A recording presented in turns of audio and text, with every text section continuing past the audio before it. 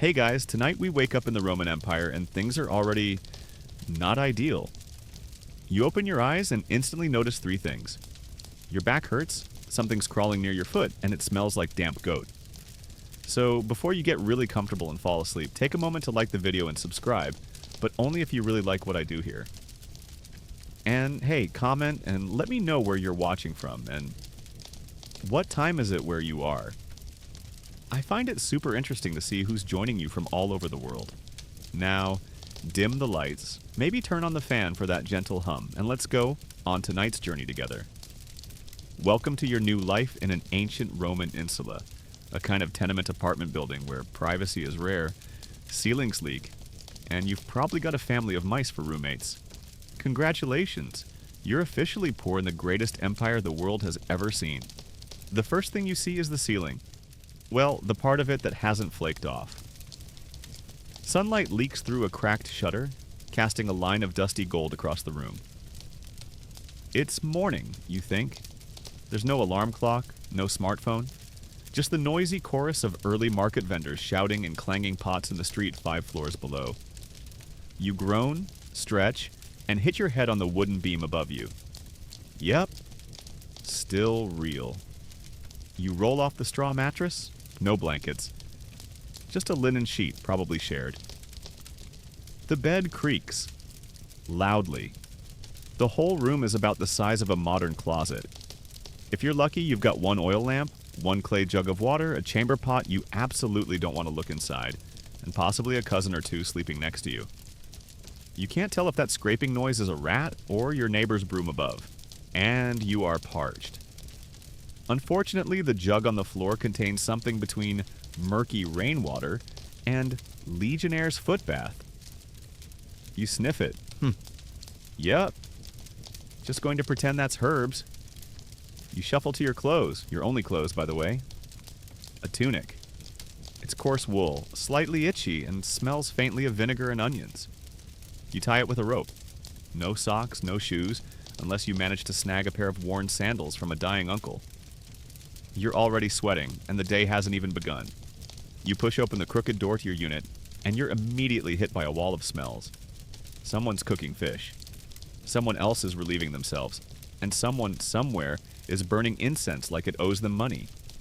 You dodge around a sleepy kid clutching a stale crust and a chicken who definitely isn't anyone's pet, and you begin your descent down the insula's wooden staircase.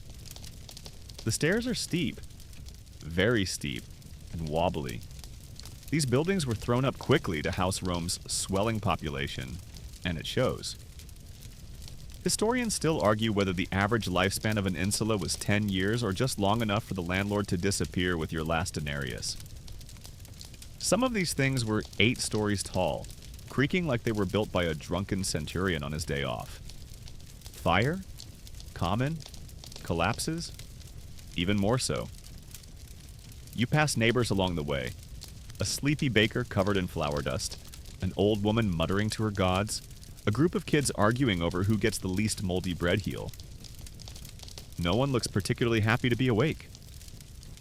As you reach the bottom floor, you spot a bucket half filled with cloudy water. Someone's attempt at a bath. You consider dunking your head, but decide to live with the grease. After all, you've got bigger problems. Outside is chaos. The moment you open the door, you're greeted by the sensory tsunami that is a Roman morning. Cobblestones slick with muck, hooves clattering, angry goats, vendors shouting over one another with the desperation of men who know no one wants another basket of spoiled figs. You take a breath.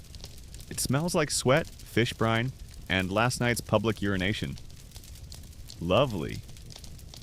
Oh, and did we mention you don't really know what day it is? That's because the Roman calendar is a mess. Between religious holidays, feast days, market days, and the random political days the Senate keeps inventing, time is a fluid concept. You could be late for work, or early, or accidentally celebrating Saturnalia in July. But there's no time to figure that out because you've got to start your day, and it's not going to wait. Your stomach growls. You're hungry. Of course you are. You had half a boiled turnip and a cup of vinegar water for dinner, and that was considered a treat. Your belly feels like a deflated wineskin. There's a stall around the corner run by a guy with 2 teeth and a very convincing beard. He offers you something that looks like bread but has the consistency of sandstone. You gnaw on it anyway. It's your only meal until maybe dinner, if you're lucky, and if your boss isn't in a mood. Which he is, always. A couple of upper-class types stroll past. Fine togas, smug expressions, a slave or two in tow. They don't see you. You don't exist in their world. You're just part of the scenery. A background character in their marble drama. They joke about a Senate hearing, laugh about a gladiator match, and disappear into the crowd like oily ghosts. You think back to your life in the 21st century. Air conditioning, toothpaste, private bathrooms, and it almost feels like a dream. Here, in this tangled mess of humanity and humidity, you're just one more grain of sand on the Empire's sandal. A cart barrels past and you jump back just in time to avoid a very permanent flattening. The driver doesn't even glance your way. Behind him, 2 boys chase a dog with a stick, screaming like it's the best morning of their lives. Maybe it is. You sigh. This is just the beginning. And yet, for all its grime, its chaos, its constant danger of stepping in something unspeakable, Rome hums with life. You can't help but marvel at how alive it all is. You hear 5 different languages just walking 1 block. You smell 10 different kinds of food and 8 different types of garbage. There's a strange beauty in the madness, but you wouldn't survive a day here? Not yet, anyway. You finally locate the nearest latrine. And when we say locate, we mean you follow the unmistakable scent of human despair and rotting cabbage down a side alley, around a corner, and through a low archway into what can only be described as a public bathroom, designed by someone who's never respected the concept of privacy. Here it is. Rome's finest communal toilet. Picture this. A long stone bench with keyhole-shaped holes cut into it, side by side with no partitions. You just sit next to whoever else is in there. Could be a baker. Could be a senator. Could be a drunk man yelling about Jupiter's toenails. There's no discrimination. Everyone poops shoulder to shoulder in Rome. Now, you may be wondering, where's the toilet paper? Oh, sweet summer child. You see that wooden stick resting in the bucket of murky water near your foot? That's a tersorium, a communal sponge on a stick. That's right, communal. You don't get your own. It's dipped, wiped, rinsed, and reused. The sponge is shared, between everyone. You eye it with the cautious dread of a person who knows they're out of options. You hover awkwardly trying to time your entry so you're not sitting next to the guy who just had a very spicy lunch. Meanwhile, across the bench, a mother is coaching her toddler through his first public squat, and a man is arguing with himself about tax grain quotas. You're getting an intimate cross-section of Roman life, quite literally. Oh, and don't drop anything. The sewer system below, as sophisticated as it was for its time, is not a place from which you'll retrieve your coin, your dignity, or your sandal. Trust us.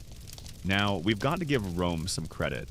The Cloaca Maxima, their massive sewer system, was a feat of engineering, but it didn't mean your insula had indoor plumbing. Most buildings didn't. Waste got dumped in chamber pots and flung into the street with a quick cave canium warning. That's Latin for watch out, which honestly should be on a plaque over every Roman window. You do your business, slowly, reluctantly, and attempt the tersorium maneuver. The less said about that, the better.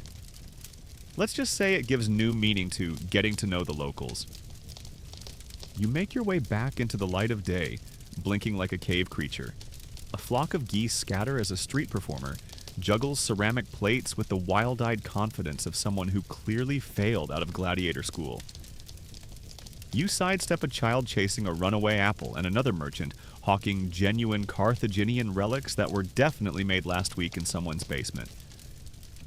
Your stomach reminds you that you've yet to eat anything not made of stone or fear today, so you return to that small stall tucked between 2 shrines to forgotten gods. The stall owner, let's call him Gaius, mostly because he looks like every mosaic of generic Roman guy in Nutcracker 4, offers you a piece of panis, which is Roman bread.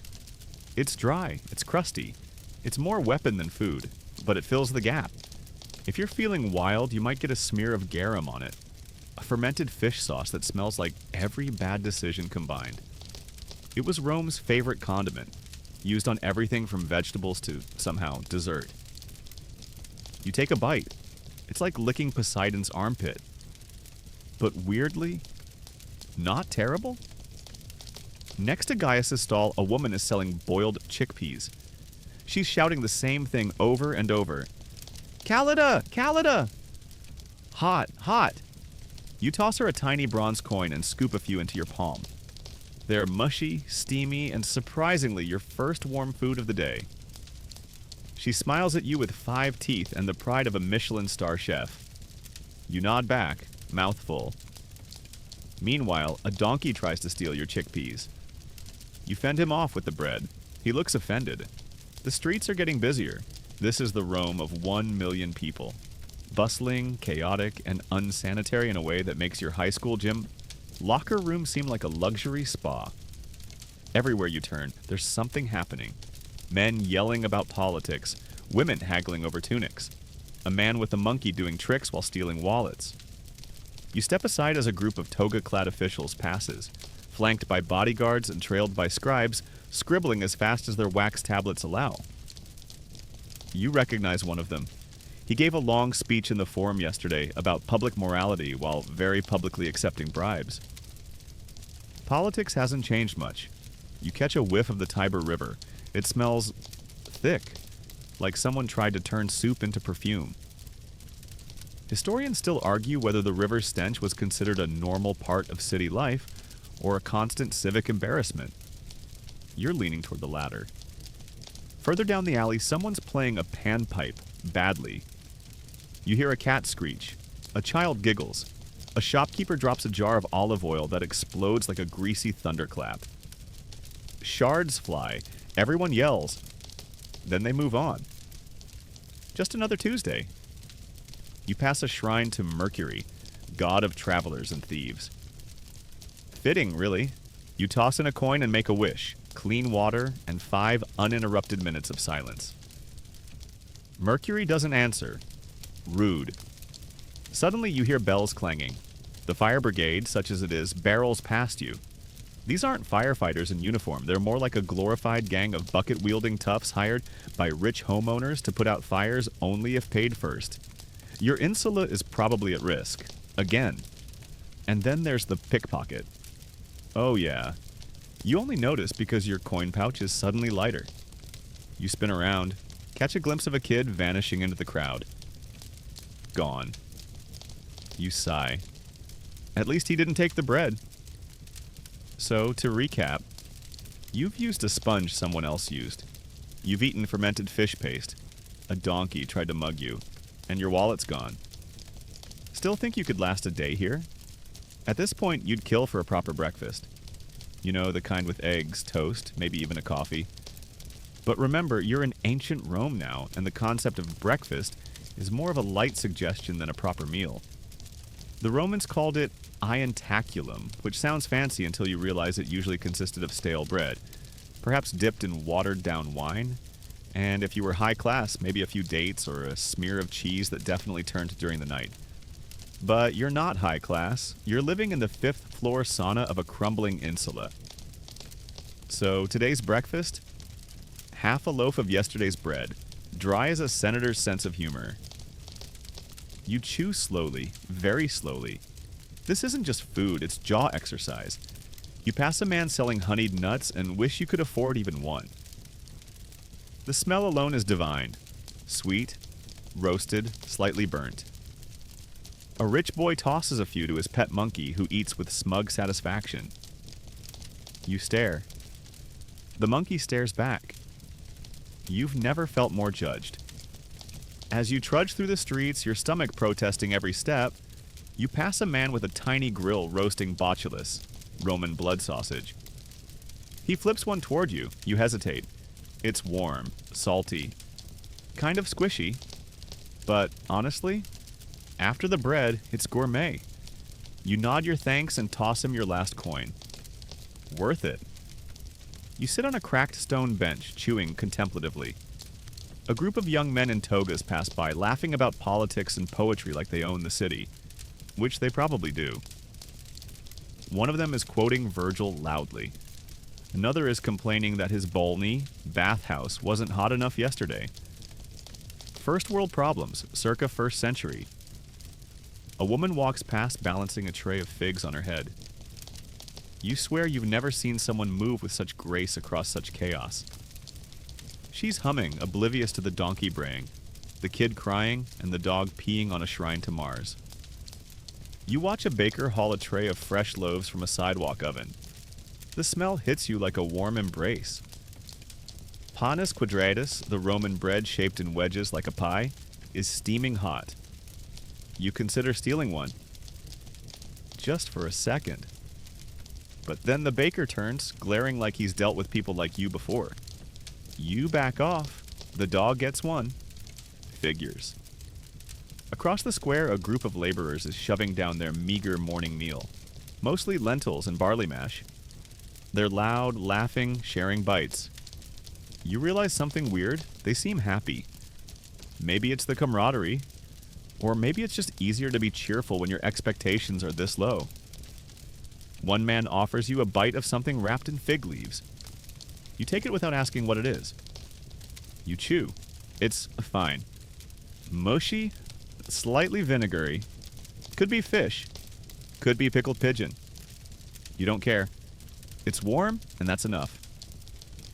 In the distance, you hear a town crier shout out the news. His voice echoes down the alleyways. Proclamations about new laws, announcements from the emperor, maybe even a warning about the price of grain rising again. You try to listen, but he's using a lot of words like addictum and praetor, and something about a tax on bricks. You nod politely, pretending to understand.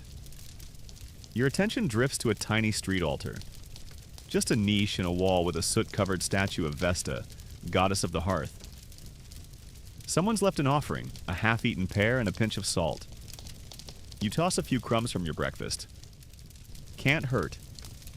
You start walking again, following the rising chatter toward the markets.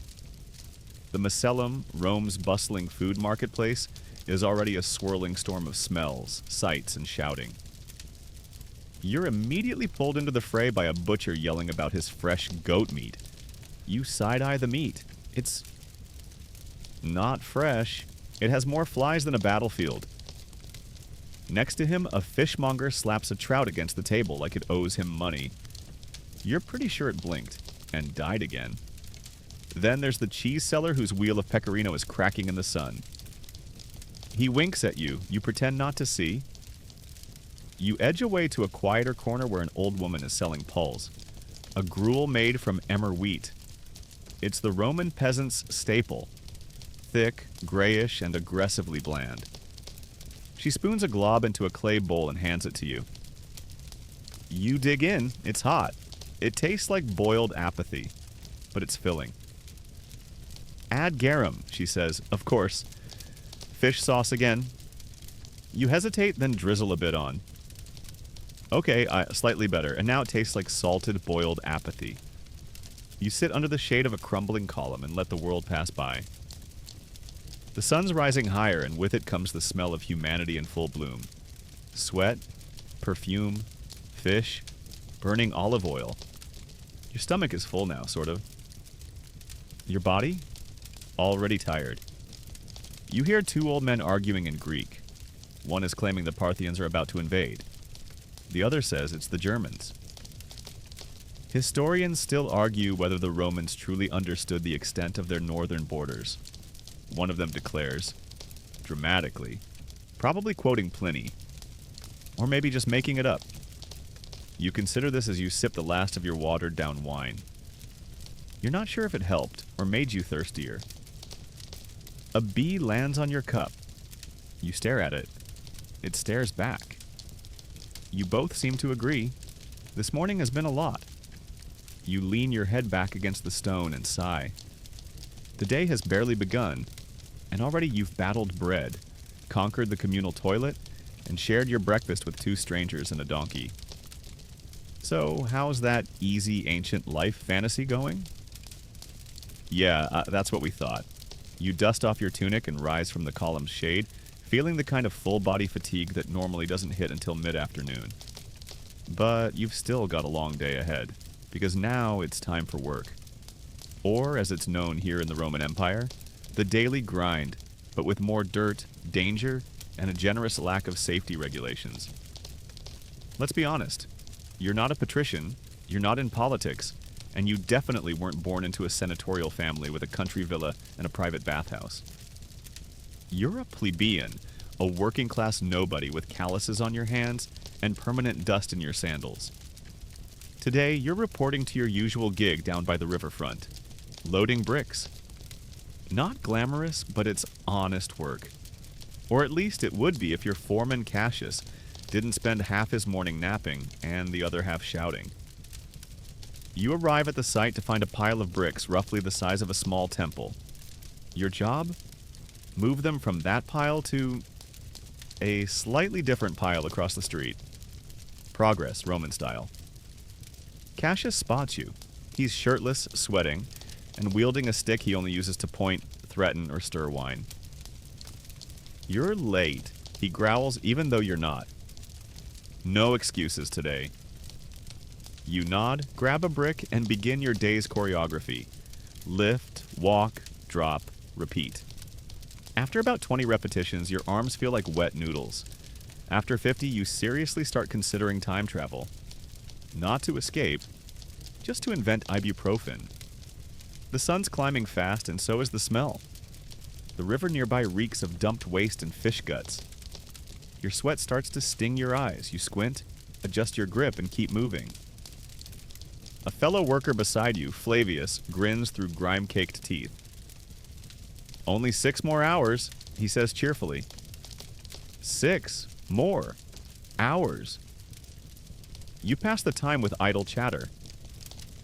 Flavius tells a wild story about a goat that somehow got elected as magistrate in a village up north. You laugh. It's ridiculous. Except in Rome? Not that impossible. A few paces away, a group of women are spinning wool, chatting softly, their hands moving faster than your legs ever will. One of them catches your eye and smirks. You smile back, then nearly drop a brick on your foot. Smooth. Nearby, a scribbler, probably a failed poet, scratches graffiti into the wall between loads. It says, Lucilla est pulcherrima. You don't know Lucilla, but you're glad someone out there is still writing love notes during back-breaking labor. Later, someone adds, Etodorat sicut capra, and smells like a goat.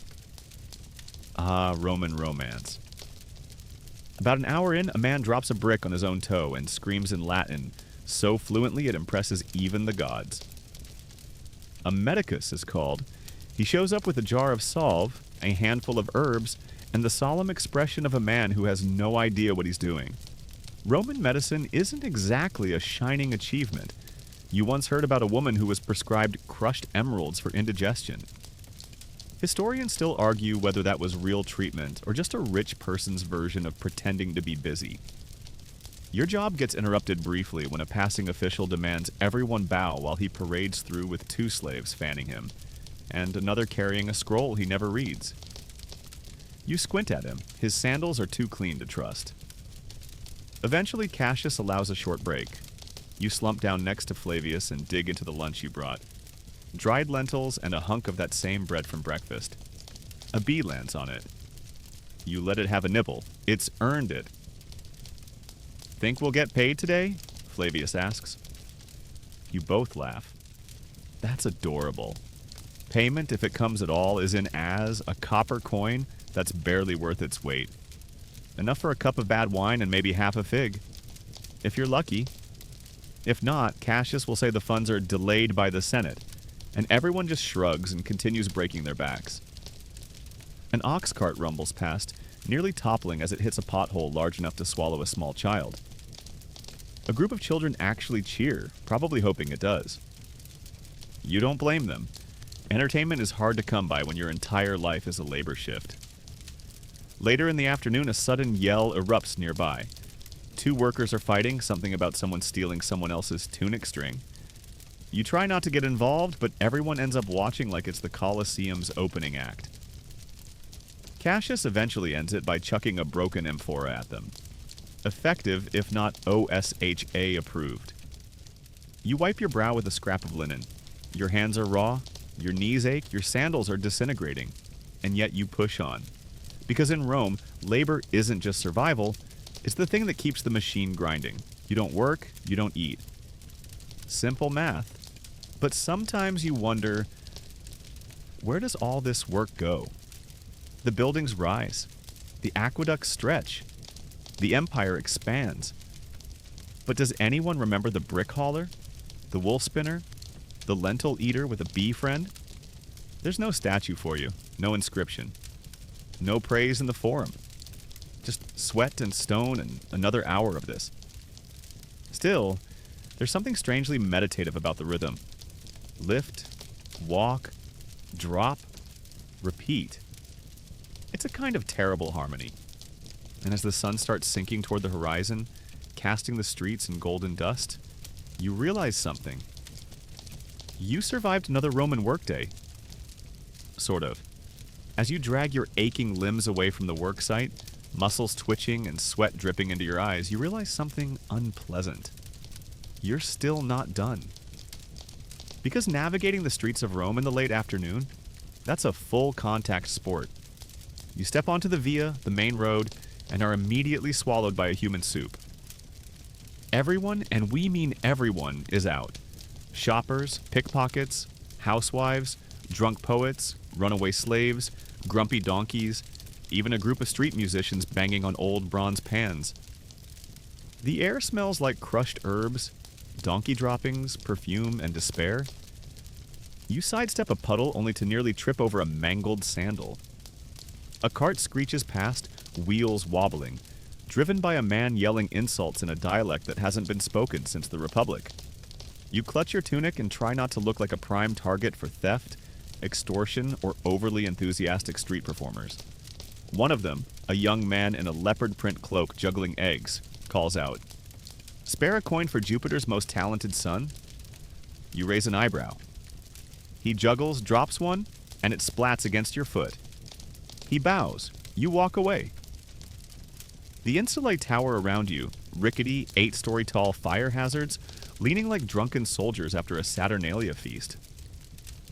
Historians still argue whether these buildings were feats of engineering or just elaborate death traps. From a safety standpoint, it's a solid no. A woman yells out her window, something about her neighbor's goat again. Below, a child is drawing in the dust with a stick, totally ignoring the fact that a passing dog is relieving itself 3 inches away. Life in Rome doesn't pause for decorum. You pass a few food stalls again, now emitting stronger smells as the heat of the day has done. Things. To the produce. The fish vendor is still shouting, though his mackerel now have a distinct greenish tint. He shrugs at you. Still good. Spoiler, it's not. Suddenly you stumble. Your foot sinks into something squishy. You don't look down, you never look down. It's the first rule of Roman pedestrianism. Always look forward, never question the squish. You veer into a narrow alley hoping for a shortcut. Big mistake. Here, the buildings lean even closer. It's damp. Cold. The kind of place you instinctively know is excellent for being mugged, haunted, or both. A rat darts by. You're not sure if it was carrying a coin or a message. Either way, it seemed busy. At the end of the alley, you find yourself at a communal water fountain. A few women are filling jugs, chatting loudly about someone named Sabina, who may or may not be sleeping with the tanner. You smile politely. One of them eyes your filthy tunic and offers a splash of water. It's warm, slightly gritty, but it's a kindness. And kindness is rare here. You keep walking, your sandals making wet slaps against the stones. You pass by a temple with grand columns glowing in the late light. A priest is reciting hymns to Mars while carefully sidestepping a dog doing its business on the steps. Sacred and profane side by side. In the next street, a dice game is in full swing. Men crouch over their bones, shouting, slamming hands down as money changes hands faster than you can blink. You consider joining, but the last guy who lost now has a nose shaped like a serious crescent loaf. You move on. You hear a familiar voice. It's Marcus, a friend of a friend, probably drunk, reciting poetry to a cluster of women who look very much like they regret stopping. Oh, Livia, your eyes are like olive pits. Dark, small, and sometimes bitter. Wow, smooth. Beyond the taverns and temples, a man's preaching loudly in the forum. Something about reform, justice, and why senators shouldn't be allowed to own more than 10 slaves. People are booing. You suspect he won't be around long. You pause for a moment in the middle of a square. All around you, life. Messy, chaotic, unfiltered life. It's loud and it smells like everything all at once. And yet, there's beauty in it. The clatter of sandals, the whinny of horses, the constant hum of conversation in Latin, Greek, and some third thing you don't recognize. Then comes the breeze. A rare one. Cool, carrying a faint scent of laurel and cooking pork. You exhale. Just for a second, Rome feels manageable. And then someone yells. You turn. A goat has escaped again. It's charging straight toward you, horned, determined, and very clearly done with everyone's nonsense. You jump, you dodge, you slip, and land in a basket of bruised figs. Someone claps. A child laughs, the goat smirks. You brush yourself off. A toothless old man nearby says, "Better than getting kicked by a mule." Thanks, sir. Very helpful. You limp away, fig juice sticky on your tunic, wondering what else the streets of Rome have planned for you. You pass another insula, and from the window, someone dumps a chamber pot. You flinch just in time. It splashes on the road. You give the guy a look. He shrugs. Should have shouted louder. Finally, you reach your neighborhood again. It's not much, but it's familiar. The stones are uneven, the walls are cracked, but you recognize the dog with the limp in the corner where someone scratched a crude drawing of a senator being eaten by lions. Art in its purest form. You climb the steps to your insula, one creaking board at a time, muscles on fire. Your room waits above like a dusty reward, but before you can rest, you hear a crash behind you. Of course.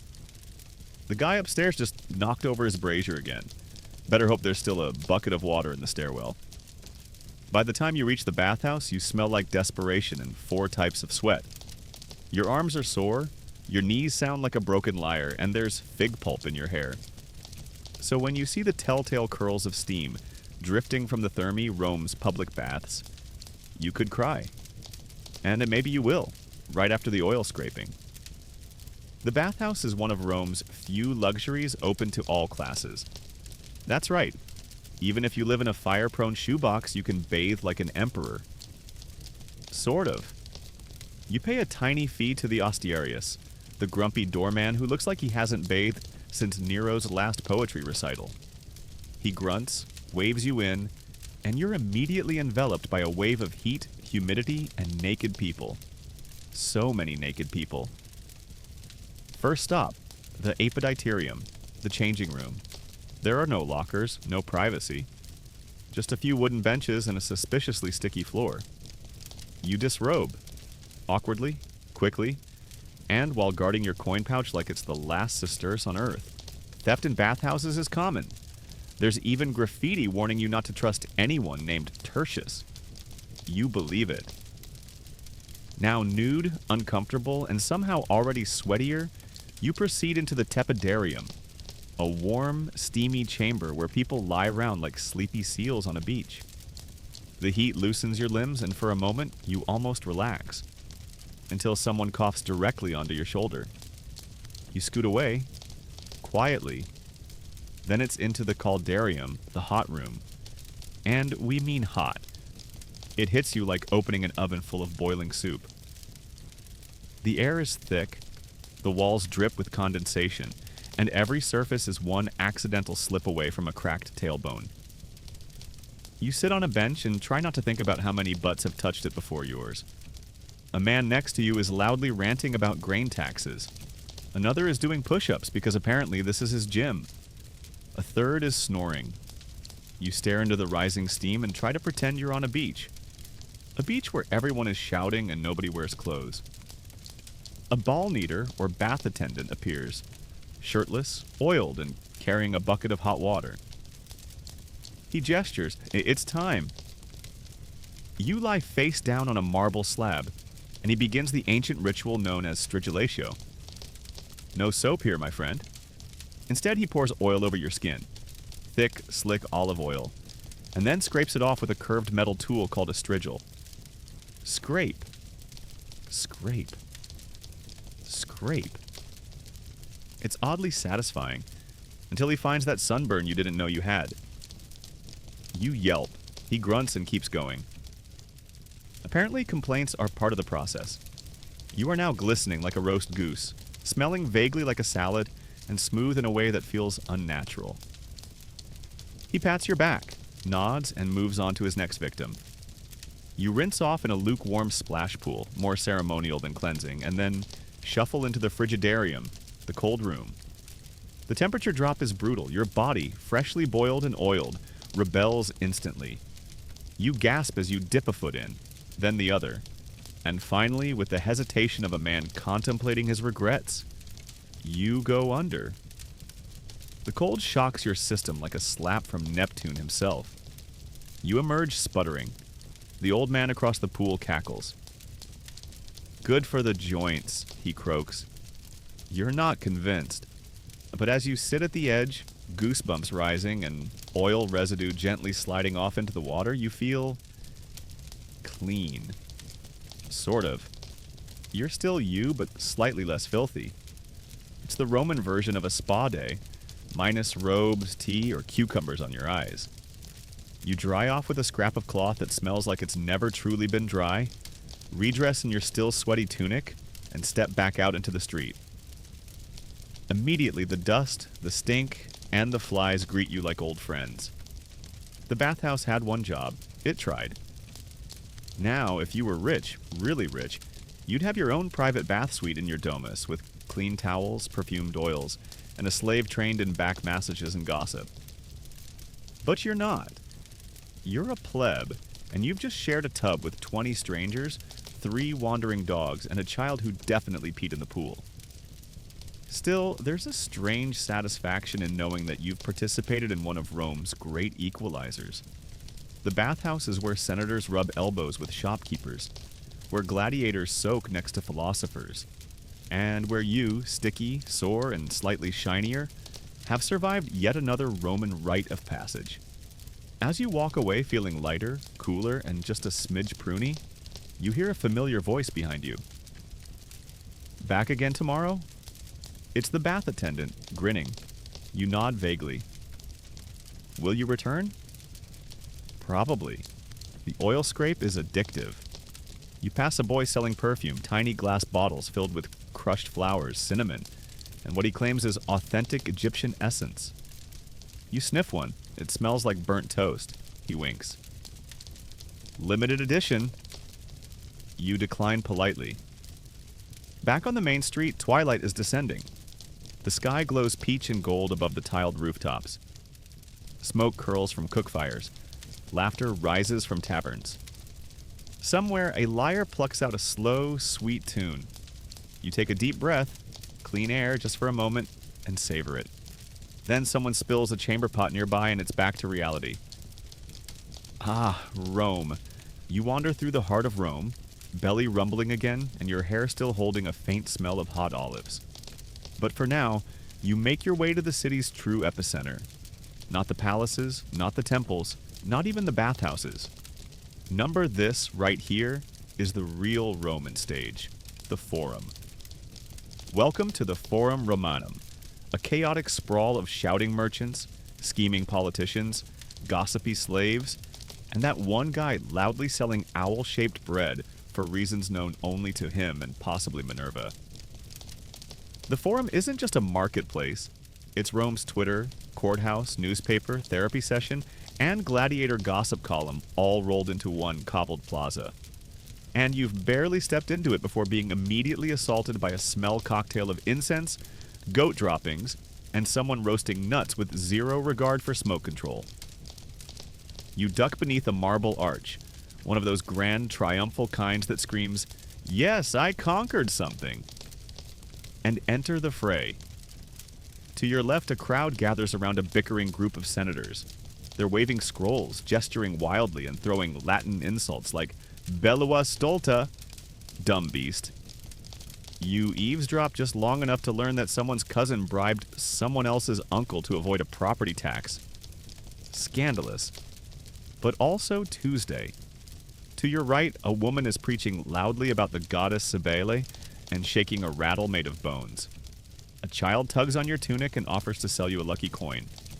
It's clearly made of tin. You give him a crust of bread instead, and he vanishes like smoke. The forum's centerpiece, a white marble platform called the rostra, looms ahead. This is where speeches happen. Political ones, angry ones, drunk ones. Sometimes all three at once. Right now, a man in a soot-streaked toga is standing on it, shouting about corrupt aqueduct inspectors and how the Empire's too obsessed with gladiators. No one's really listening except for an old lady knitting and a goat chewing on his sandal. You stay to watch. It's free entertainment, and the goat seems invested. Then you hear it. A whip crack of a voice behind you. 2 slaves for the price of 1. Strong backs, mild temperaments, slight limp on the tall one. You turn. A slave auction is in full swing. It's quieting, the way a Roman crowd does when it's about to judge something. 2 frightened boys stand on a platform while bids are called out. Coins clink, hands raise, voices sharpen. You feel your stomach knot. This is everyday life here. Human beings bought and sold like amphorae of wine. You see a woman near you shake her head and mutter, "We were better under Augustus." You're not sure she's right, but you nod anyway. Then comes a familiar face. Your friend Flavius, still covered in dust from the brick site. He's leaning against a column and chewing on a fig. "Form's lively today," he says. You grunt in agreement, still watching the crowd shift and boil like a human stew. You both sit on the edge of a dry fountain, and he starts rattling off the day's gossip like a local podcast. That senator's wife ran off with a gladiator. Some rich guy imported parrots that only insult you. Oh, and the baker's dog had puppies, 3-legged but adorable. This is Rome. Empires rise and fall, but the street-level drama? Eternal. Suddenly, horns blare from the eastern road. A small procession enters. Standard bearers, guards in polished armor, and a chariot rolling over flower petals thrown by children. "Another returning governor," Flavius mutters. "Back from Gaul, probably. Full of himself." The man in the chariot waves like a bored actor. His toga is bleached so white it practically glows. You can't tell if he's important or just rich. In Rome, the line is blurry. He shouts something about a feast tonight in his honor, then disappears down a gated alley. Behind you, an old philosopher is holding court on a broken column. He's lecturing about stoicism and how pain is an illusion. You raise an eyebrow. His sandals don't match. A boy asks him why thunder happens, and the philosopher replies, "Because the gods are bowling." Enlightening. You head toward the law courts next. Massive basilicas where trials, hearings, and public accusations unfold like theater. You peek into one. A man is weeping, claiming his neighbor cursed his chickens. The magistrate looks unimpressed. "Did the chickens explode?" he asks.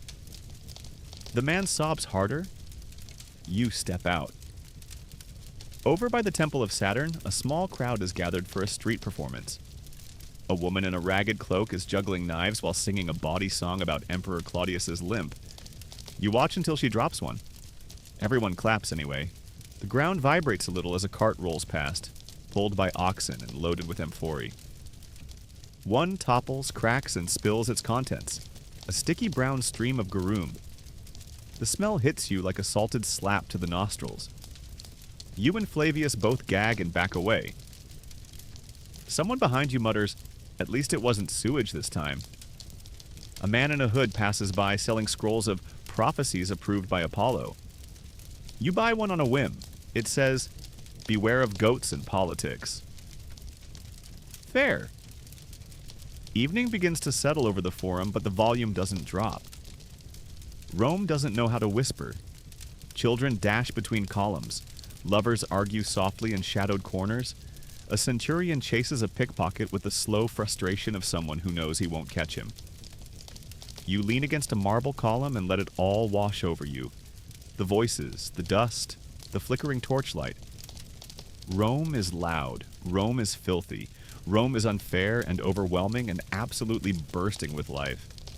And as you stand there, back aching, fingers still smelling faintly of oil and fig juice, you realize this might be the most alive you've ever felt. Of course, the moment you feel vaguely optimistic about Roman life, you twist your ankle.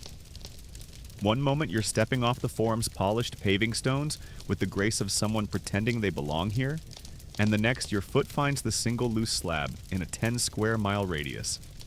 There's a sharp jolt, a pop, and then a truly unflattering sound escapes your mouth, somewhere between a squeal and a war cry. You try to play it cool. You fail, miserably. Flavius winces beside you. That sounded crunchy. You hobble to the nearest stone bench, gripping your leg like a tragic figure from a Greek vase. Your ankle is swelling already, which is bad, because medical care in Rome isn't exactly what you'd call comforting. Still, you have to try something, so you limp your way to the nearest medicus. You find him in a cramped shop squeezed between a fishmonger and a shrine to the household gods. His sign says, "Cures for all ailments. No goats, no refunds." Promising. Inside, it smells of boiled herbs and panic.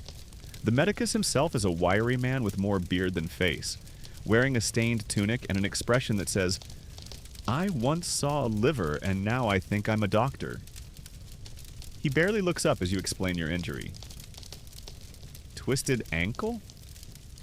No problem, he mutters, reaching for a jar of something that looks like spoiled honey. This salve was blessed by a priest of Asclepius and has crushed mouse bones. Very effective. You blink. Mouse bones? He shrugs. Some say snake scales are better, but I'm out. He smears the concoction on your ankle, which immediately begins to sting. You clench your jaw. He wraps it in a strip of linen that may or may not have been reused from a different patient. Then he hands you a small charm made of twine and chicken feathers. "For the swelling," he says. Right, let's be real. Roman medicine was a weird mix of guesswork, superstition, and herbs someone found under a statue. They knew a few things, how to suture a wound, set a bone, or cauterize a gash with heated metal, but most treatment was closer to magic than science. You limp out smelling like mice and regret and shuffle into the street. Every step sends sparks up your leg, but you grit your teeth. Pain is just another Roman tradition.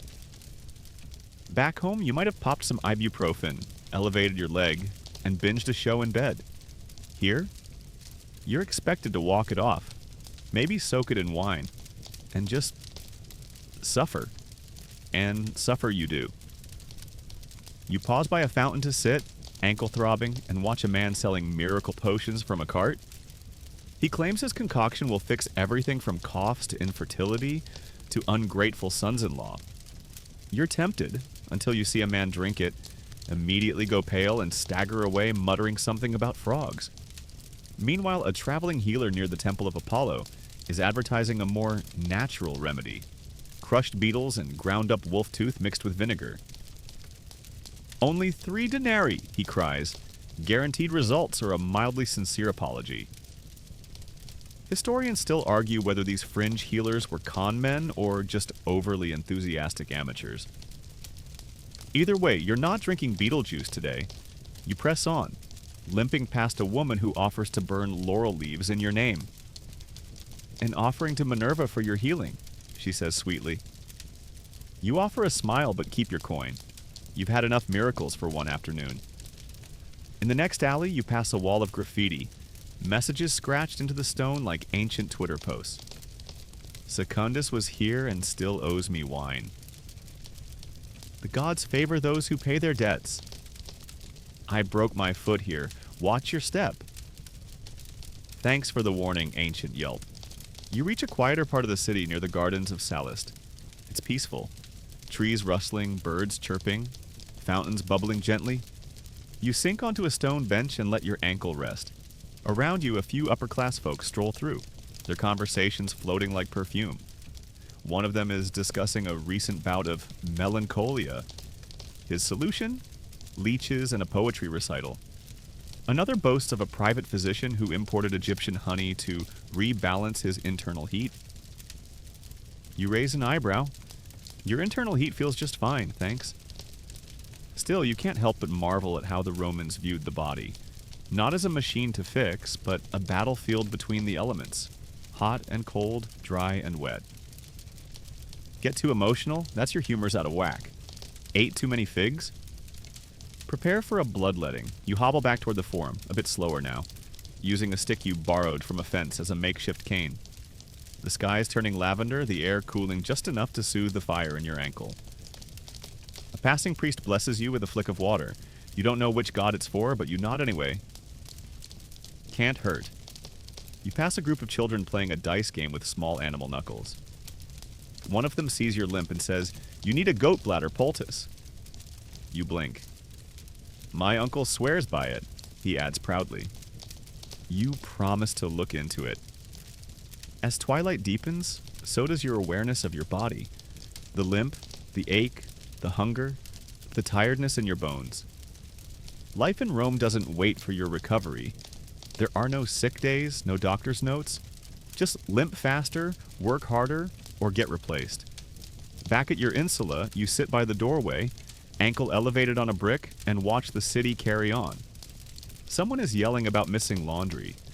Someone else is trying to light a fire using a single coal and a lot of swearing. And in the distance, a familiar sound. Someone has once again fallen into the bathhouse fountain. You chuckle quietly, despite the pain. Rome doesn't stop, but neither do you. Morning creeps in again. You wake to the chorus of hawkers hammering and some man nearby enthusiastically vomiting. Probably last night's garum and goat stew catching up to him. You sit up slowly, testing your ankle. Still swollen, still angry, but manageable. The sunlight spills through the shutters in golden streaks, slicing across the dust in the air. Another day in the Roman Empire. You rub your eyes and brace yourself. Today's not a work day, at least not officially. According to your neighbor, who has a calendar scratched into his wall with wine stains and tally marks, today is a dies nefastus, a religious holiday on which official business is forbidden. Which is great because you're not in the mood to haul bricks on one foot. But here's the twist. In Rome, there are a lot of holidays. We're talking over 150 per year. Historians still argue whether this was a strategy for religious devotion, social cohesion, or just an elaborate excuse to avoid actual labor. You step outside and see the city already gearing up for today's festival. Children run about with reeds and wreaths, trying to look serious about their sacred duties while mostly trying to hit each other with the sticks. A flute player squeals a tune that sounds like a pig learning Latin. You spot your neighbor, Lucilla, burning incense on a tiny rooftop altar. She's murmuring prayers to Juno with a jug of wine in one hand and a bundle of mint in the other. You nod politely. She nods back, eyes slightly wild. Religion here is intense. Down the stairs and into the street, the transformation is in full swing. Today's event? A celebration of Fortuna Virilis, the goddess of strength, luck, and, oddly enough, masculine virtue. You don't ask questions. Vendors are setting up stalls with wreaths, roasted chickpeas, honeyed pastries, and strange animal figurines made of beeswax. There's a man yelling about divine protection while he slaps olive oil on everyone who gets too close. He gestures at you. You decline. A nearby altar is being decorated with flowers, bread, and what might be pigeon feathers. A priest in full regalia, robes, laurel wreath, very serious facial hair, leads a group of celebrants in chant. You listen. It mostly sounds like, "Don't offend the goddess or else." Fair enough. Further down the street, you find a procession forming. Musicians with drums and pipes lead the way, followed by a group of women carrying garlands and a goat wearing a wreath. Yes, the goat is part of the ceremony. No, it doesn't look thrilled. Someone hands you a candle. You're not sure why, but you accept it like a local. When in Rome, right? As you trail the procession, the smell of incense thickens, blending with smoke from street fires and roasted meats. Your stomach growls. Again. You stop by a stall where an old man is selling libum, sweet sacrificial cakes made with cheese, flour, and honey. You buy one, take a bite, and immediately understand why they're an offering to the gods. It's fluffy, rich, and just the right amount of sticky. You could cry. Across the plaza, a group of young men are engaged in a spirited game of Trigon, tossing a ball between three players with a flurry of grunts and dramatic flair. One misses and the ball smacks an elderly priest in the back of the head. Everyone freezes. He turns slowly. They scatter like pigeons. You're still clutching your candle when someone starts shouting near the Temple of Venus. Turns out a sacred chicken has gone rogue. It flaps wildly through the crowd, pursued by two red-faced attendants. People cheer. One man yells, "Auspices are ruined." Another shrugs. Maybe it's a sign. Historians still debate whether Romans actually believed in omens or just loved the drama. You're inclined to believe it was both. The day wears on. The sun climbs higher. Offerings are made. Prayers are chanted. Drums are pounded. You pass a group of teenagers daring each other to jump over the festival fire, a tradition meant to burn away bad luck. One of them falls flat on his face and laughs. Another does it flawlessly, tosses his wreath in the air, and catches it with his mouth. Show off. Later, in the shade of a columned portico, a poet begins reciting verses to Fortuna. His voice is soft, melodic. The crowd grows quiet. He speaks of strength, fate, and the delicate thread of fortune that ties each person to their destiny. You don't understand every word. He's using a lot of fancy poetic Latin, but the mood settles around you like mist. It's nice, peaceful, maybe even holy. And then someone in the back farts, loudly. The spell breaks. The crowd erupts in laughter. The poet sighs. You suppress a giggle. Even gods, it seems, tolerate interruptions. Toward evening, the crowd moves toward the river. Ritual cleansing is next.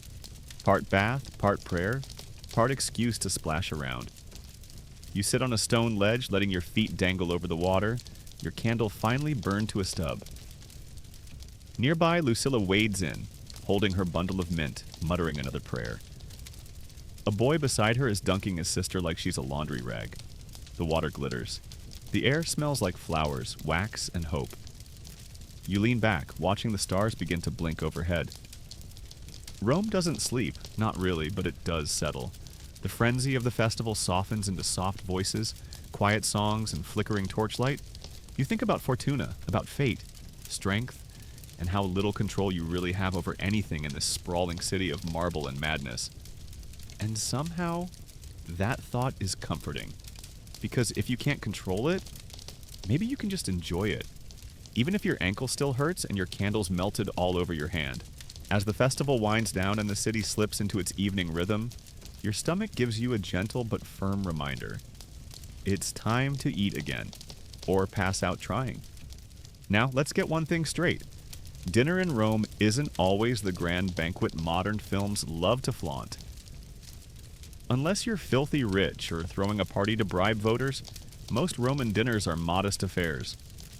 There are no golden goblets, no grapes peeled by hand, and no reclining on silk cushions. You get a wooden stool and a plate that may or may not still smell like last week's lentils. You limp through a narrow street lined with tabernae, the Roman equivalent of takeout joints. The air is thick with smoke, shouting, and the universal aroma of meat on skewers. A baker is hauling a tray of placenta cake. a layered mix of cheese, honey, and dough. It sounds questionable. It smells incredible. But your eyes are locked on something else. A bubbling pot behind a food stall, tended by a squat woman who looks like she hasn't blinked since Claudius was alive. She ladles out a thick stew of beans, barley, and what looks like some kind of root vegetable. Maybe turnip. Maybe mystery. Dupondius, she says without looking up. You drop the coin in her palm, take the bowl, and find a seat on an overturned crate. It's warm, salty, and filling. You suspect it would be better with a splash of wine or a piece of bread, but it's doing the job. Around you, others are enjoying the cheap dinner rush. Sailors, scribes, young lovers, exhausted market vendors, and a small dog that's either someone's pet or a furry con artist. Someone's playing a flute nearby. Badly. You tune it out. Across the street, a wealthier crowd is gathering inside a domus, reclining on couches, laughing at jokes that aren't funny, and getting hand-fed stuffed dormice. Yes, that delicacy. Romans loved them. They'd fatten dormice in special pots, stuff them with herbs and nuts, and serve them as a show of wealth. You shudder. That's a line you're not ready to cross. Try the dormouse? Someone asks with a grin, offering you a bite from a skewer. You look down. It's charred, crispy, with tiny teeth still intact. You smile politely and decline. He laughs and eats it in 2 bites. Brave soul. The conversation around the city is a strange soup of gossip, prayers, and philosophy. One table is discussing whether Nero's poetry is truly misunderstood. Another is loudly arguing over which gladiator is the hottest. You hear a woman yell, "He fought a lion with one hand." Someone else replies, "Yes, and lost half his face." You sip a cup of pasca, a soldier's drink made of vinegar diluted with water. It's sour, strangely refreshing, and probably killing whatever stomach bugs you picked up earlier. You'd prefer wine, but good wine costs money, and your ankle has ruined your budget for the week. Beside you, a man named Publius is explaining his personal theory that cats are sacred messengers of Diana. He's also wearing 2 different sandals and talking to his empty cup. You nod along. We've all been there. At the next stall, a woman is frying moridum, a garlicky cheese paste mashed with herbs. She spreads it on bread and hands it to a young couple giggling at something you didn't hear. The smell wafts toward you. Your stomach, now suspiciously awake again, growls in protest. You grab a second bowl of stew. As the meal settles and the city transitions into its twilight mood, torches are lit and songs begin. A group of children runs by with sparklers made from dried reeds dipped in pitch. One of them nearly sets a tunic on fire. Nobody panics. It's Rome. If nothing's actually burning down, it's a win. You pass a tavern where an amateur bard is singing about Caesar's trip to Gaul, except every third line is just "Veni, vidi, vomui." I came, I saw, I barfed. The crowd is loving it. You slow your pace, feeling the weight of the day settle in your bones. You walk past a stall selling candied nuts, then another with stuffed olives rolled in herbs. You can't afford more food, but the smells follow you like friendly ghosts. Back near your neighborhood, an old man is telling a story to a ring of kids. Something about Medusa and a brave Roman who tried to marry her. The moral seems to be don't date monsters unless you're already dead inside. The kids scream with delight. One runs off pretending to be a gorgon. You finally reach your insula and sit on the bottom step, too tired to climb. The door is closed. You'll go in soon. For now, the warm air, the flickering torchlight, and the hum of the city are enough. A woman walks by, balancing a basket on her hip. She hums something slow and soothing. A man follows with a lute. They're not together, but their rhythms line up just long enough to make the moment feel like a lullaby. Your body aches, your feet are filthy, your tunic smells like 5 different food groups, and your ankle still twinges with every breath. But you've eaten, you're not bleeding, and tomorrow is another maybe holiday. In ancient Rome, that's basically a good day. The sun has dipped below the skyline of domes, arches, and distant hills, casting Rome in a warm amber that quickly fades to gray. But don't expect silence. Rome at night doesn't sleep.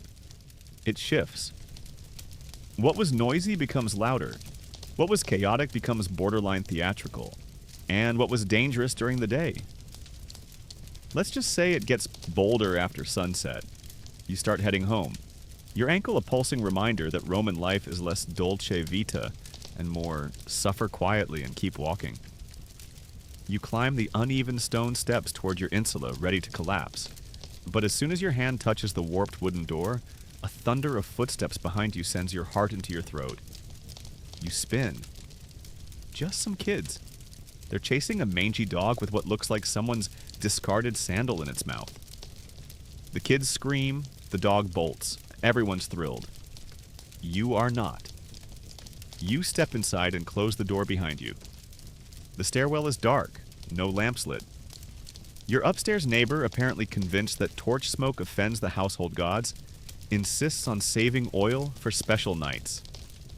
Like what? The second coming of Romulus? You climb carefully. Each stair creaks like it's filing a complaint. Somewhere above, someone's cooking onions. Somewhere below, someone's arguing with their wife about a lost chicken. The insula is alive in the way only desperate, overpopulated tenements can be. Your room greets you with the smell of straw, feet, and dust. You sit heavily on the edge of your sleeping mat, rub your sore ankle, and take a long breath. And that's when the noise really starts. First, the vigils, Rome's night watchmen, clang their bells as they patrol. Meant to deter thieves, fires, and general mayhem, they mostly succeed at making sure you can't fall asleep. One walks past shouting, "All clear on the Vicus Patricius." Someone yells back, "Liar!" Next comes the street musicians. One's playing a reed flute like it owes him money. Another is banging pots and calling it percussion. Their duet sounds like a goose being stepped on. You try to sleep. You really do. But then comes the singing. Drunken singing. From a tavern 2 streets away, you hear a group of revelers belting out a tune about Mars, wine, and someone's cousin who once punched a statue. The lyrics make no sense. The performance is somehow both flat and too sharp, and yet kind of catchy. You roll onto your side, pressing your face into the mat. The sounds continue, a distant argument. Something about stolen figs. A mule braying like it just heard a dirty joke. And a baby crying like it's channeling every deity's disappointment. Oh, and don't forget the fire alarm. Yes, Rome's fire alarm is a guy with a bell. When flames erupt, and they do frequently, especially in wooden, overpopulated insulae, the vigils run through the streets ringing like madmen. Tonight, it's just a cooking accident. The fire brigade shows up, assesses the damage, a scorched rug, and one very panicked pigeon, then demands a tip. Someone refuses. A shouting match ensues. You sigh, push yourself up, and limp to the window. Outside, the moon hangs low, casting a silver shimmer over the tiled roofs. The city glows in patches, oil lamps in shrines, torchlight flickering along alleyways, the odd lantern swaying on a market post. You see shadows moving. Some are lovers sneaking off. Others are thieves hoping the gods are too busy with prayers to notice. Down below, a group of teenage boys run past, giggling and throwing dried figs at each other. One yells, "Long live the Republic!" A voice from an upper window shouts, "That's been dead for 50 years!" The boy flips a fig upward in response. You laugh. Quietly, Rome is so alive it refuses to shut up. You close the shutters, lie back down, and focus on the familiar creaks and hums. The wheezing breath of your neighbor through the wall, the gentle scamper of a mouse across the floor, the steady drip-drip from the cracked ceiling into a waiting clay pot. It's oddly soothing. And then, of course, comes the one noise you weren't prepared for. A street preacher. You don't know if he's praising the gods or condemning them. His accent is thick, his passion impressive, and his volume set to, "I'm trying to convert the moon." Eventually, the vigils tell him to quiet down. You drift finally into a fragile, half-conscious doze, until a catfight, actual cats, erupts in the alley. It ends when a clay jug is hurled from a window. You're awake again. You check your candle stub. It's nearly gone. Your mat is itchy, your back is stiff, your ears are ringing, and yet, somehow, you don't hate it. There's a rhythm to the noise. A messy, clanging lullaby. Rome doesn't rest, not really, but it breathes. And if you listen closely, you start to recognize its heartbeat. Slow, rough, relentless. You roll over. Let the noise wrap around you like a worn blanket. You won't sleep well, you never do. But you're in Rome. And this is just how the night sounds. You wake up with straw in your hair, a sore neck, and the distinct feeling that a raccoon, not native to Rome, but stay with us, punched you in the spine during the night. In truth, it was probably just your mattress folding in on itself again. And maybe the lingering effects of yesterday's mystery stew. But no time to mope. Because today, fate has pulled a cruel card from the bottom of the deck. You've been conscripted. That's right. You, limping, underfed, barely holding your life together, are now a proud member of the Roman military. Or at least you will be after you trudge to the local officium and let some bureaucrat with a bad haircut record your name in the rolls. It started with a scroll hand-delivered yesterday evening by a boy who looked vaguely sorry for you. "Congratulations," it read. "The Empire thanks you for your service. No choice. No warning. Just thanks. So now, here you are, standing in a dusty courtyard with a group of other unfortunate civilians. Some look nervous, some look excited. One man is still drunk. The officer barking at you all is built like a battering ram and has a voice that could chip stone. Form a line! That's not a line. That's a disgrace to geometry. You line up. They hand you a tunic slightly less itchy than your own, a belt that smells like dead cow, because it is, and a pair of sandals called caligay, hobnailed soles designed to last miles and crush toes. You already miss your old, broken pair. Next, weapons. Not a sword yet, don't flatter yourself. First, a wooden practice gladius and a target stuffed with straw and defeat. You'll earn iron when you stop crying during drills, the officer growls. Training begins immediately. First lesson, marching. You thought walking hurt before? Try doing it in formation, under the sun, for hours, with 100 other people who've also never marched a day in their lives. It's less military precision, more drunken conga line. Left! Left! Not your other left, Sylvanus. Someone trips. The officer sighs like the gods have personally betrayed him. Then come the drills. You swing your wooden sword at the dummy, over and over, until your arms are jelly and your blisters have blisters. Every time you stop to gasp for air, the officer hits you with a fresh Latin insult. A sinus mollis, soft donkey. You don't even know what that means, but it hurts. After what feels like an eternity, they give you water from a skin that tastes like it's also been used to. Tan leather. You drink it anyway. Hydration is more important than dignity now. Lunch is barely worth mentioning. A scoop of barley mush and a slice of questionable pork. The flavor can only be described as brown.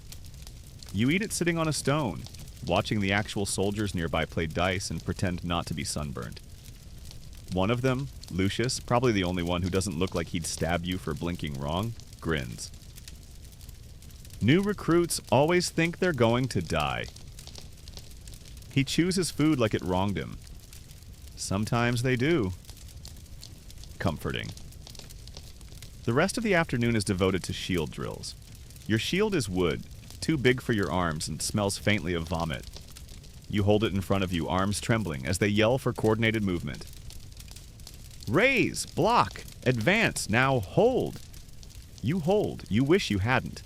By nightfall, your legs are numb, your arms don't respond to basic commands, and you've developed a deep personal hatred for every Roman general who ever thought this was a good idea. And the reward? Sleep. But not at home. Oh no. Tonight, you're sleeping in camp. They march you to a castra, a makeshift military outpost just outside the city wall.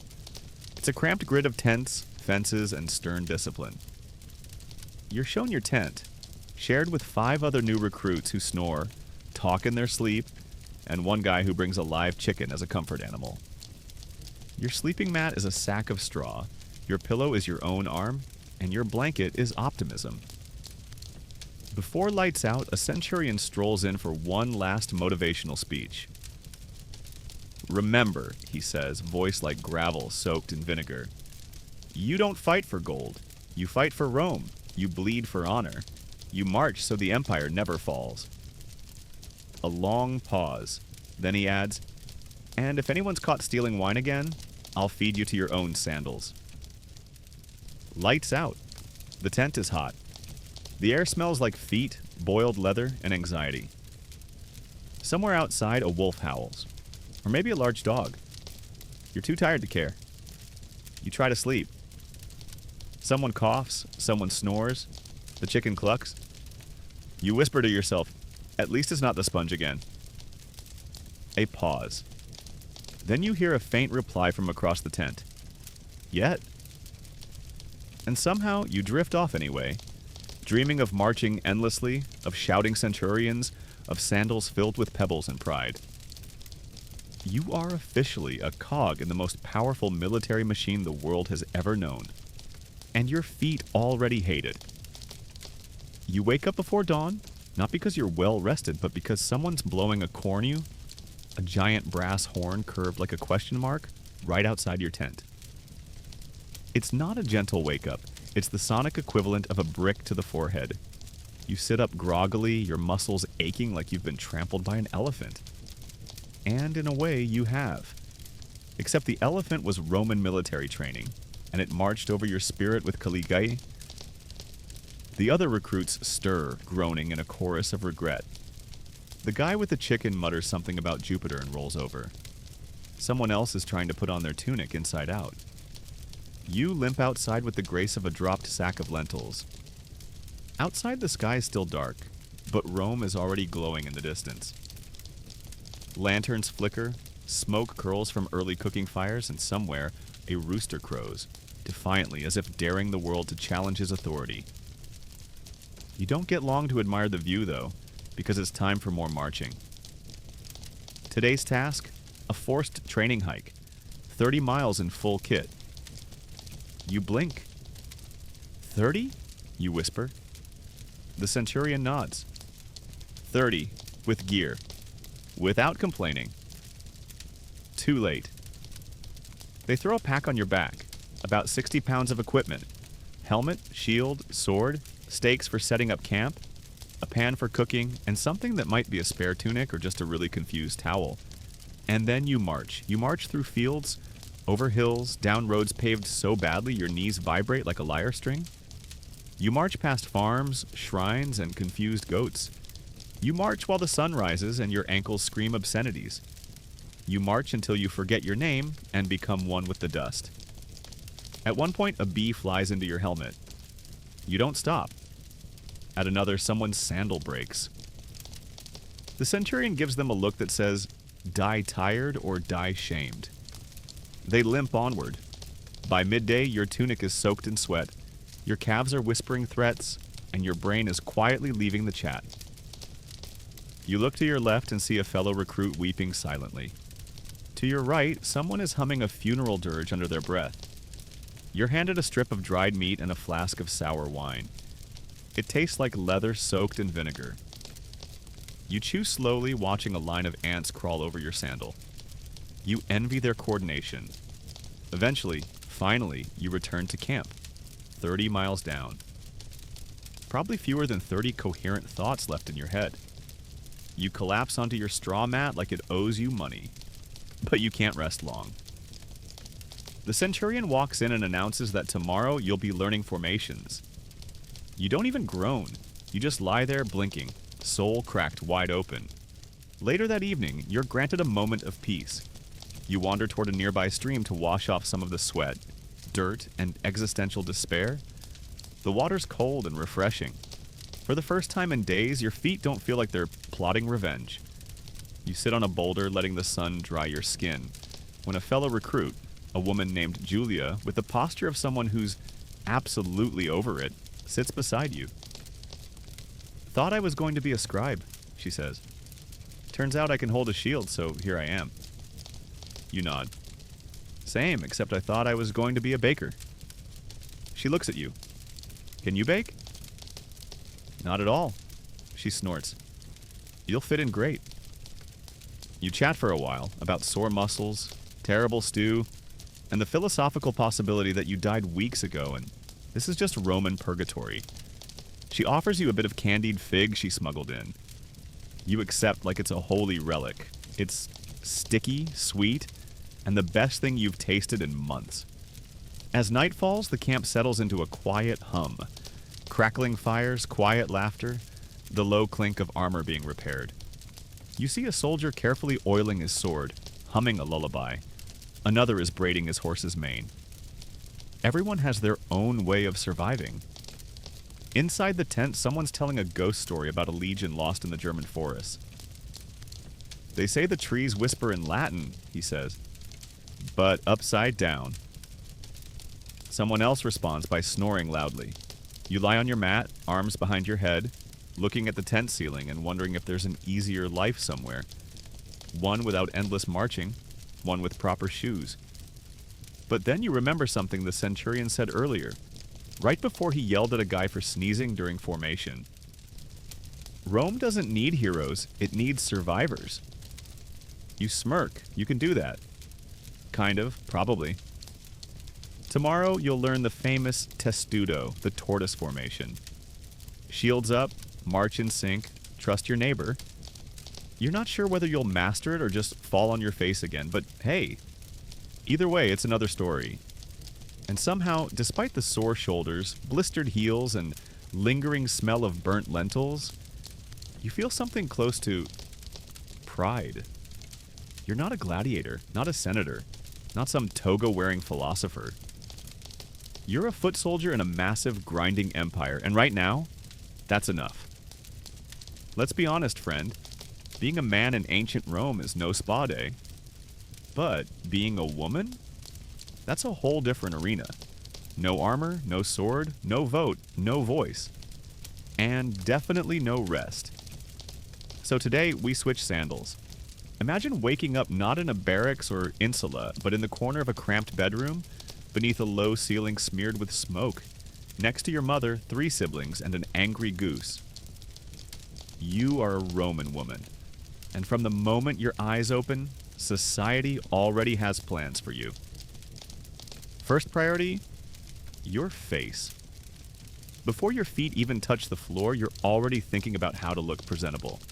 Because in Rome, appearances aren't just vanity, they're currency.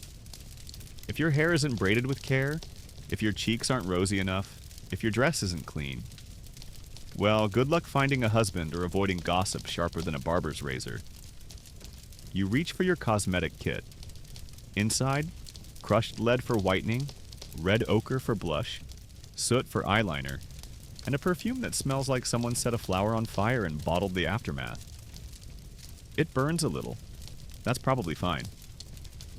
You slip into a stola, the traditional gown for a Roman matron. It's heavy, layered, and determined to get caught on every table edge.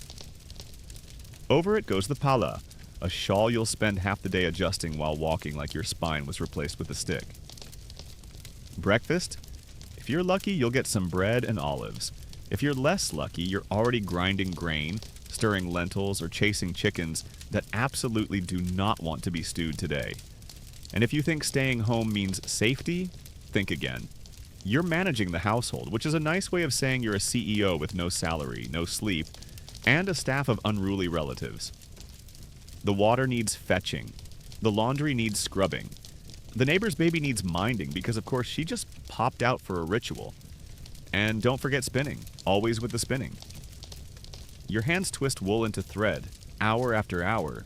It's tedious, it's essential. It's the Roman woman's badge of honor. A woman who doesn't spin is a woman not fulfilling her purpose, apparently. You sigh and keep twisting. A friend drops by, Livia, who married into a slightly better insula 2 blocks over. She's carrying news like a cartload of figs, who got married, who got dumped, who was spotted in the forum without her palla. Scandalous.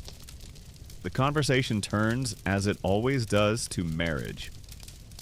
Because if you're not married by your early teens, you're late. And if you are married, you're already under the command of your husband's manus, the legal hand of ownership.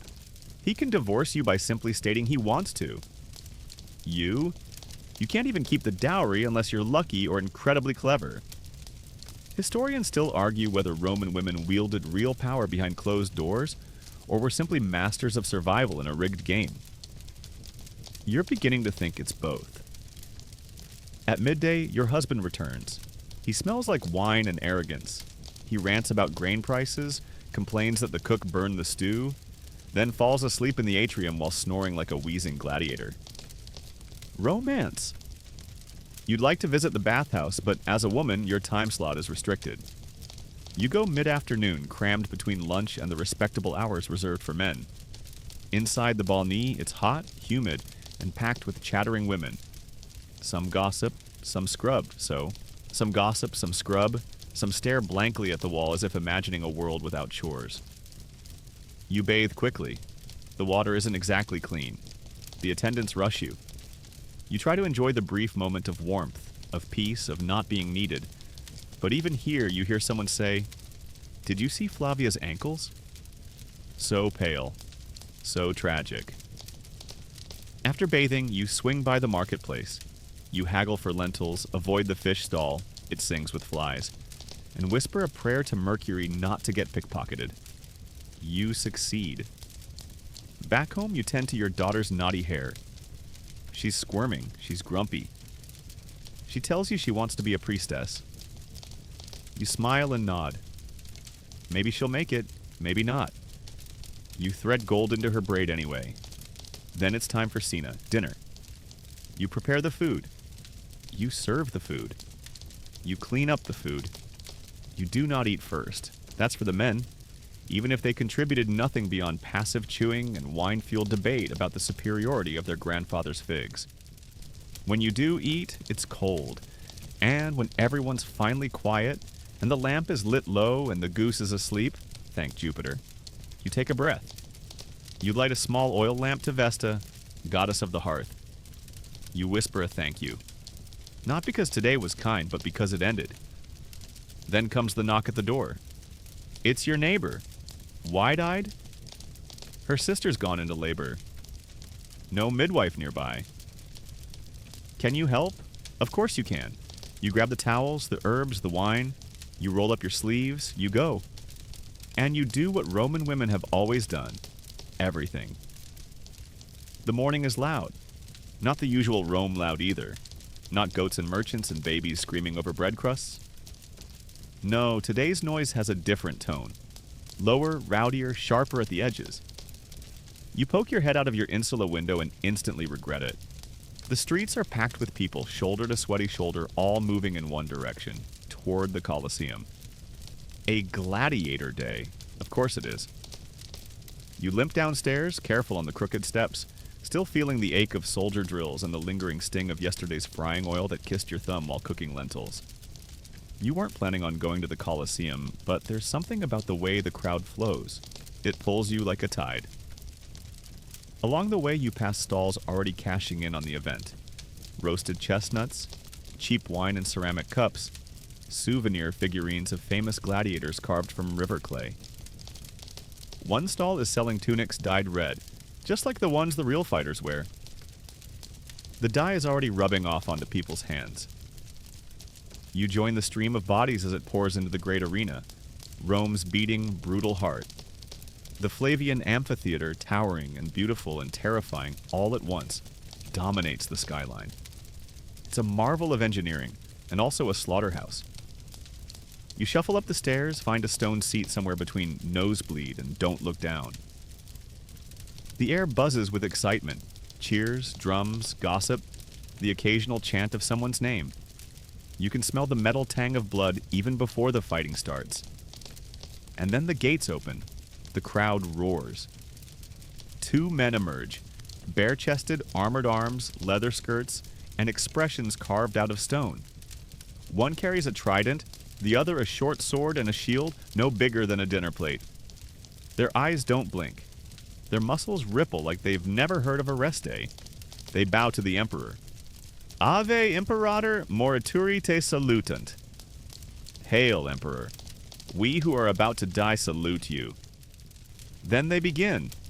You want to look away. You really do.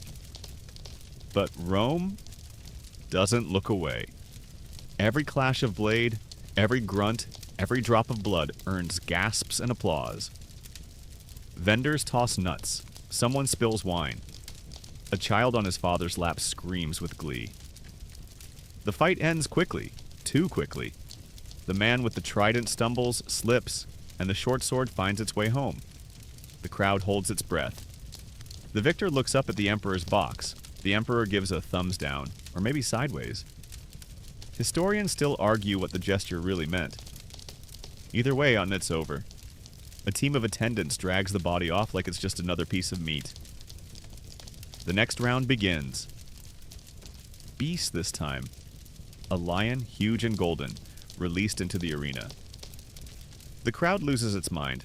The opponent is a man with a net and a spear who looks like he made one too many bad life choices.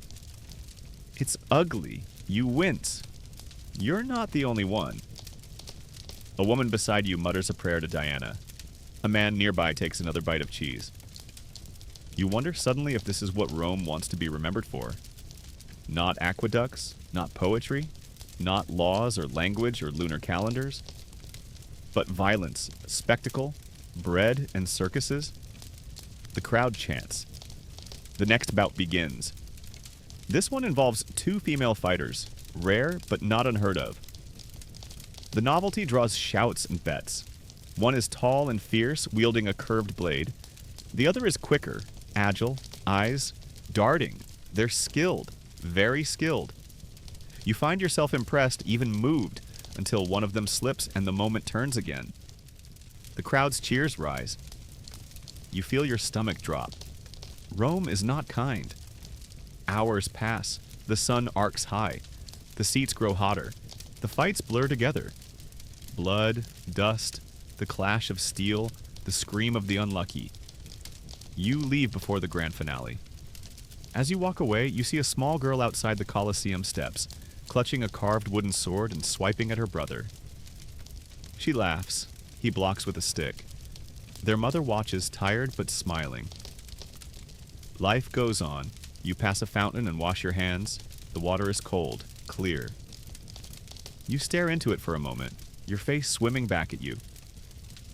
Dusty, tired, alive. You wonder, if you died today, would your name be remembered? Would someone scratch it on a wall? Say it in a prayer? Probably not. But then again, most Romans weren't heroes. They were just like you. And maybe that's the point. As the sun sets, Rome softens again. Market stalls fold. The heat fades. The city exhales. You walk home through golden light, past couples whispering, children playing, a dog curled by a statue of Jupiter. You limp a little. You wince as you climb the stairs. And then you lie down. You've made it through another Roman day, and if you're being honest, you're not sure you'd survive another one. The city quiets, at last. You lie on your straw-filled mat, eyes half closed, listening to the sounds of Rome fade into something gentler. The clatter softens into murmur. The footsteps grow distant. Even the tavern across the alley, once full of shouting and clinking cups, has gone still. Just a single lute plucks a lullaby through the window slats. The air is cooler now. It brushes your skin like the edge of a curtain. You shift slightly, feeling the dull ache in your legs, the faint sting of sun-kissed arms, the hum of exhaustion in your bones. But it's not all pain. There's a strange comfort in it, the kind that comes from having